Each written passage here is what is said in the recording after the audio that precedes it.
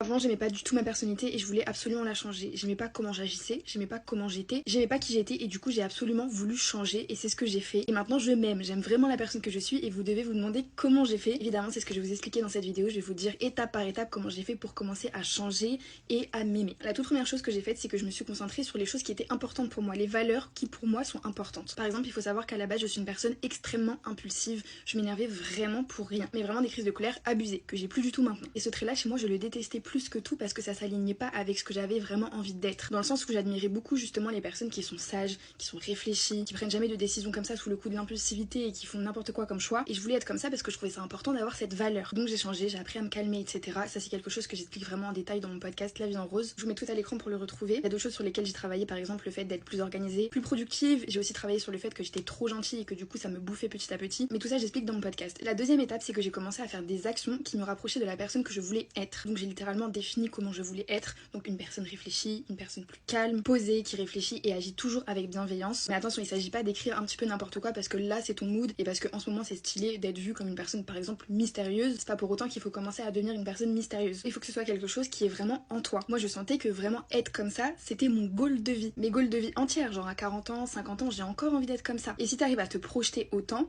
c'est parce que t'es vraiment comme ça. Si c'est vraiment une lubie juste en ce moment, les gens vont le voir, les gens sont pas bêtes, ils vont voir que c'est pas vraiment toi d'être comme ça. Donc il faut pas forcer certains traits juste pour le style. Il y a des personnes qui aiment bien être des petites pestes par exemple. Bah si c'est toi, sois vraiment toi. Il y a d'autres personnes qui aiment avoir l'air plus mature. Il y en a d'autres qui aiment avoir l'air mignonne, enfantine. Bref, une fois que tu as défini vraiment ce que tu veux être, point par point, les traits de caractère que tu voulais être, même si t'as que 2 traits de caractère que tu veux, même un, bah tu peux déjà commencer aussi. Mais l'étape suivante, c'est de toujours garder en tête les traits de caractère que tu as envie d'avoir. Et la journée, quand tu fais des actions, etc., demande-toi toujours, est-ce que les actions que je vais faire, elles vont s'aligner avec la personne que je veux être? Donc, si j'ai envie d'être une personne réfléchie, est-ce qu'une personne réfléchie agirait comme ça? Faut pas non plus commencer à devenir obsédé par ce truc-là, évidemment, parce que sinon on va devenir fou. Mais je te jure que si tu regardes la feuille avec les traits de caractère que tu as envie d'avoir le matin et le soir, ça va se faire automatiquement. Et tu y penseras au bon moment. Et petit à petit, tu vas changer parce que tu vas faire des actions qui vont s'aligner avec la personne que tu veux être. Et plus tu vas faire ça, plus tu vas commencer à t'aimer. Plus tu vas apprécier ta personnalité. Parce que tu vas commencer à ressentir que ce qui est important pour toi, tu arrives toi aussi à le refléter dans ta vie. Donc toi aussi tu peux être une personne bien. Toi aussi tu pourrais être une personne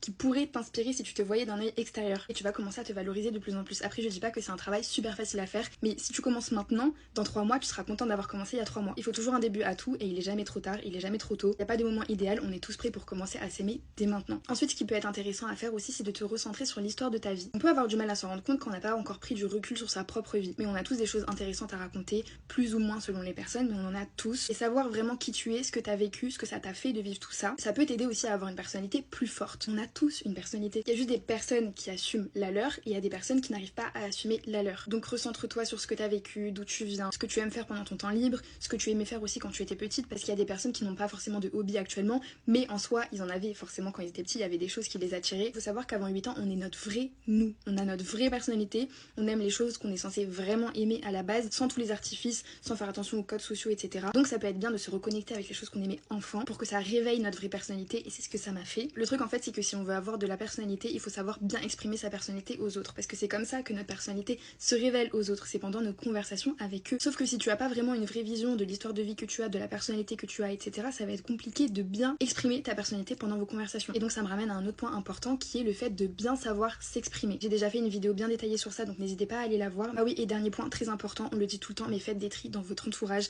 Toutes les personnes avec qui vous n'arrivez pas à vous sentir vous-même, ciao, c'est juste qu'ils sont pas faits pour traîner avec toi. Et tu ne pourras de toute façon jamais devenir le vrai toi si tu t'entoures de personnes qui t'empêchent d'être toi. C'est logique. En tout cas, j'espère que cette vidéo pourra vous aider. Bisous!